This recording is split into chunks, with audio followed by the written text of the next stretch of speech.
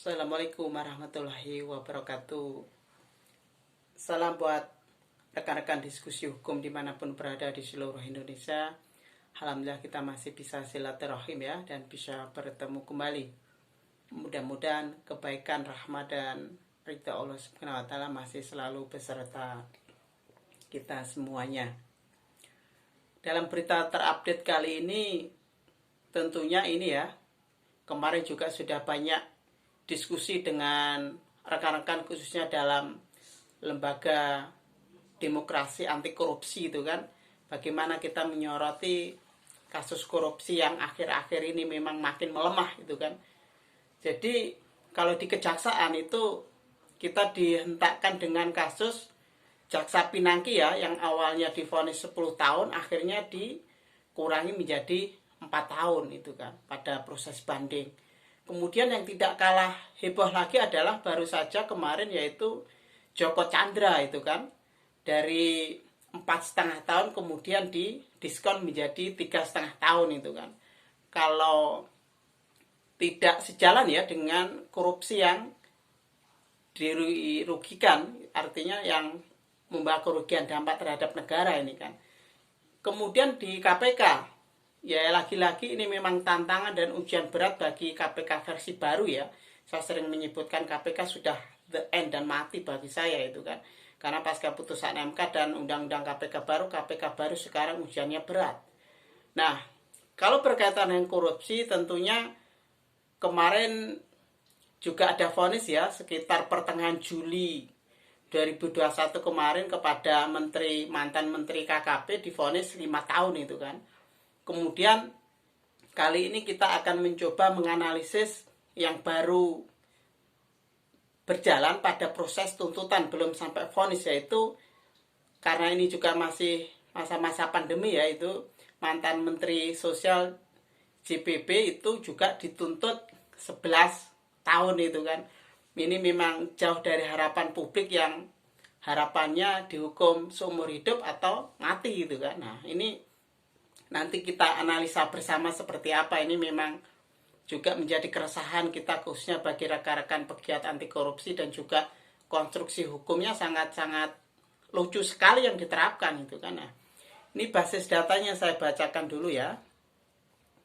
Ini saya kutip dari liputan6.com.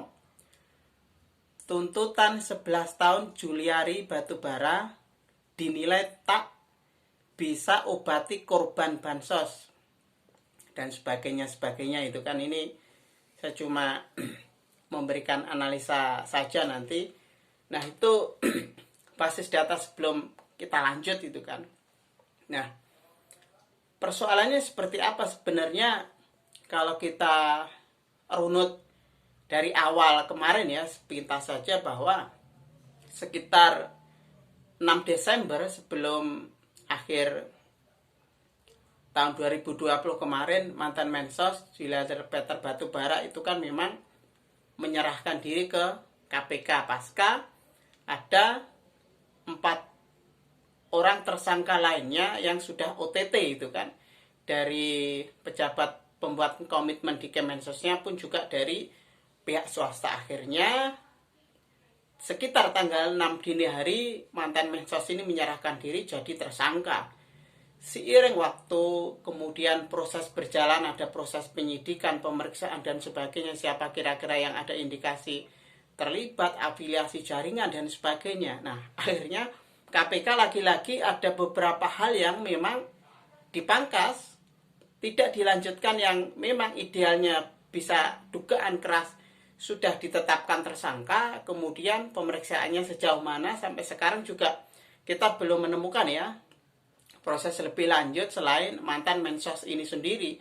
Karena kan yang namanya korupsi bansos ini kan tidak melibatkan cuma orang per orang saja, karena kan ini dari salah satu parpol penguasa, tentunya jaringan afiliasinya pasti ada dugaan keras di sana pun juga fakta dan buktinya kemarin juga sudah jelas itu kan. Cuma ya lagi-lagi ketika dalam surat dakwaan, kemudian dalam proses sebagainya, nama-nama itu hilang gitu kan. Nah, kemudian kita tidak kalah dihebohkan dengan tuntutan yang cuma 11 tahun itu kan. Nah, Sebenarnya secara umum seperti ini. Jadi kalau konstruksi pemberantasan korupsi itu memang ada Undang-Undang Tipikor ya, Undang-Undang nomor 99 tahun tahun kemudian 3199 ya, 20 sama 2021.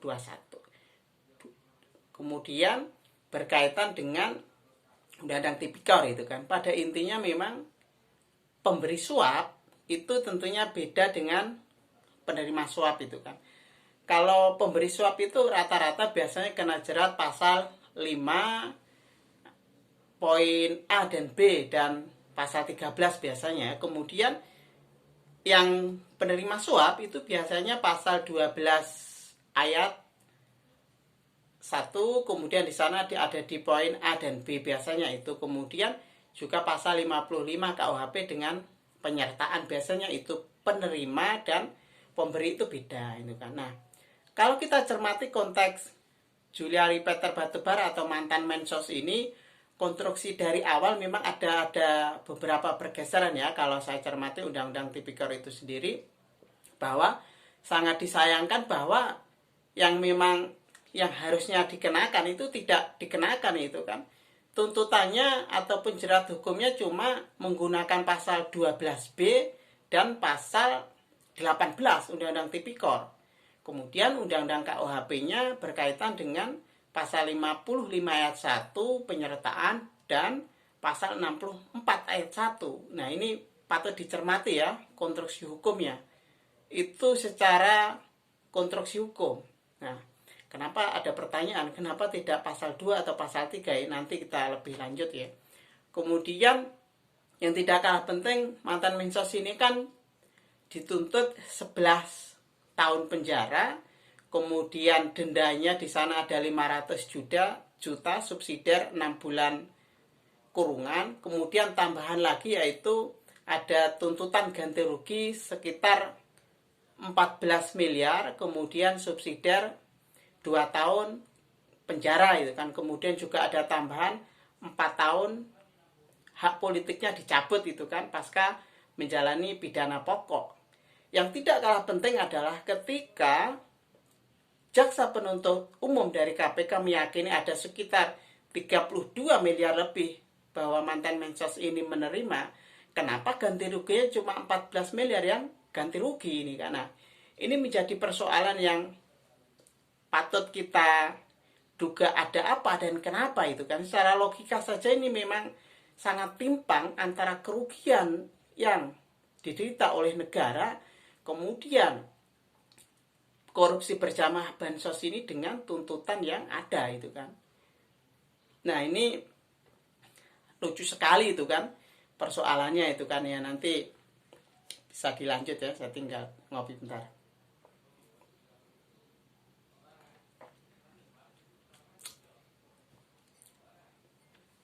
Nah, konstruksi selanjutnya bagaimana tidak maksimal ataupun pidana maksimal itu kan. Nah, sering saya sampaikan ya, tanggal 6 Desember kan mantan Mensos ini menyerahkan diri ya.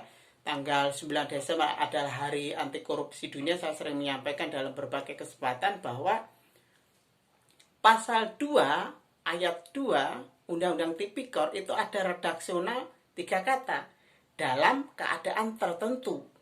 Artinya apa?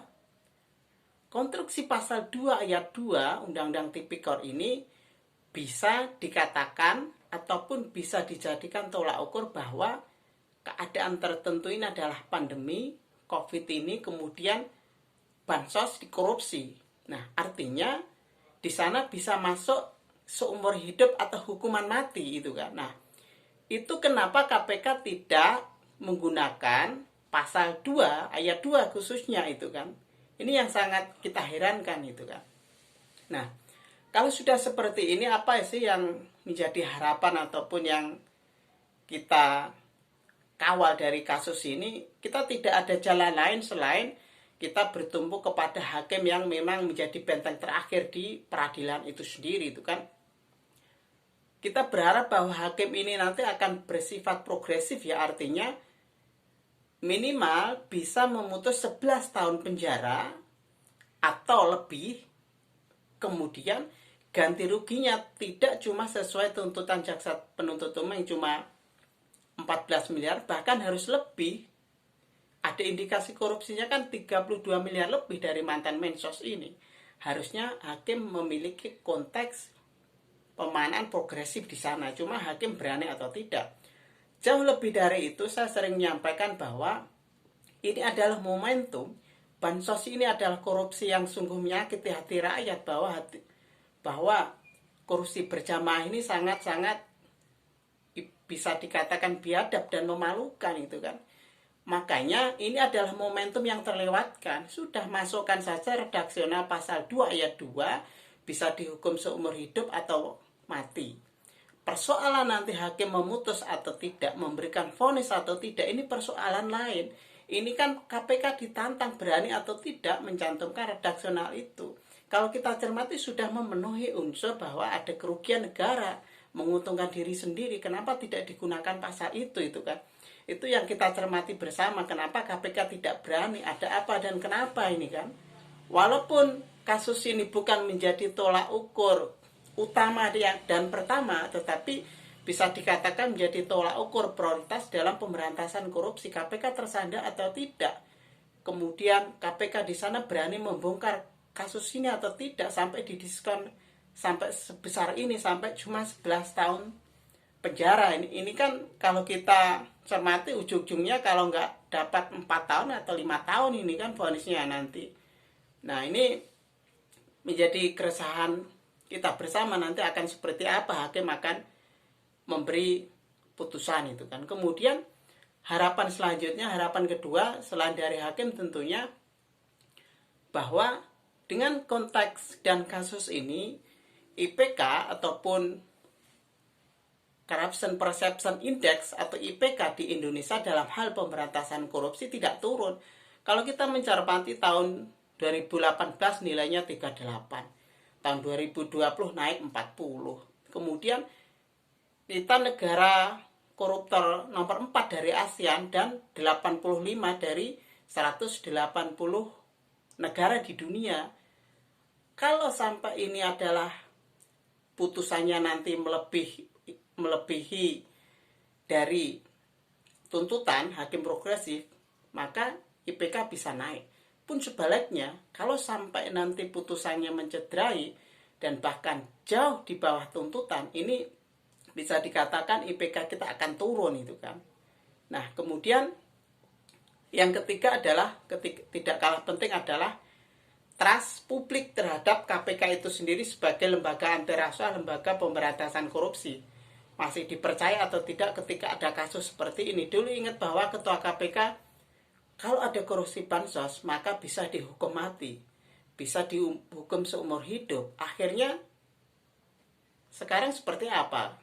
Untuk tuntutannya saja makin memperlemah, tidak ada celah dan tidak berani menggunakan pasal 2 ayat 2 Undang-Undang Tipikor itu kan. Nah, ini trust publik bisa dikatakan kurang, terlepas persoalan di internal KPK berkaitan dengan TWK dan sebagainya sampai sekarang belum usai itu kan. Kemudian harapan yang keempat adalah berkaitan dengan putusan terhadap mantan Mensos ini jangan sampai menyakiti psikologis warga masyarakat yang penerima bansos. Ini kan masih masa pandemi, yang seharusnya menerima bansos dikorupsi, digunakan berjamaah, foya-foya di sana. Ini juga tidak etis itu kan. Kemudian yang kelima harapannya adalah tentunya ganti rugi yang digunakan paradigma hakim itu harus linear dengan kerugian yang ada di dalam masyarakat. Harus jauh melebihi itu tidak masalah itu kan, karena istilah pemiskinan bagi koruptor itu nanti akan ada celah ketika bahkan tadi saya mengatakan bahwa jaksa penuntut umum saja meyakini ada dugaan indikasinya 32 miliar. Ganti ruginya tuntutannya cuma 14 miliar. Hakim harus berani melebihi 32 miliar nanti ganti ruginya. Apakah hakim salah? Tidak. Apakah hakim menyalahi prosedur? Jelas tidak itu. Karena ini tinggal hakim saja ya nanti yang akan memberikan vonis. Nah, tentunya sudah masuk tuntutan ya, nanti akan ada proses selanjutnya di persidangan, bagaimana proses pembelaannya, kemudian menghadirkan saksi, bukti, kesimpulan sampai vonis, nanti kita kawal bersama ya. Tentunya khusus bagi rekan-rekan dari Lembaga Demokrasi Anti Korupsi, pegiat demokrasi, pegiat anti korupsi, kemudian bagi khususnya insan hukum, mari kita kawal korupsi bansos ini kan, karena masih ada irisan-irisan dan segmented berkaitan dengan pandemi yang masih merajalela ini. Jangan sampai kasus ini lepas, kemudian vonisnya ringan. Ini sangat-sangat mencederai hati rakyat semua itu kan. Nanti kita kawal bersama ya. Nanti lanjutannya bisa disambung lain waktu, ataupun irisan-irisannya nanti kita sambung di sesi-sesi lain ya, insya Allah. Cukup sekian ya nanti. Beda jangan ngambekan, beda jangan baperan. Berbeda karena kita saudara, berbeda karena kita Indonesia. Kita sama-sama belajar bareng yang mudah-mudahan bermanfaat. Bersama-sama berbuat bermanfaat buat umat, bangsa, dan negara. Wassalamualaikum warahmatullahi wabarakatuh.